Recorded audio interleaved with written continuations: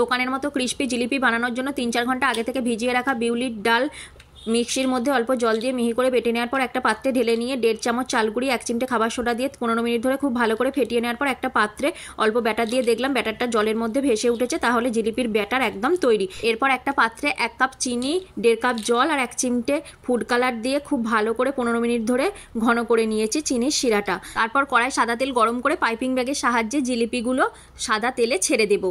দেখো প্রথমের দুটো খুব ভালো হবে, তারপরের একটাও আমি করতে পারিনি। ঠিক এই সময় থেকে যখন আমার লেজে গোবরে অবস্থা, কর্তামশাই দোকান থেকে এসে পুরো ব্যাপারটা নিজের কাঁধে তুলে নেন এবং সত্যি আজকে ও না থাকলে হয়তো এই ভিডিওটা আপলোডই করতে পারতাম না।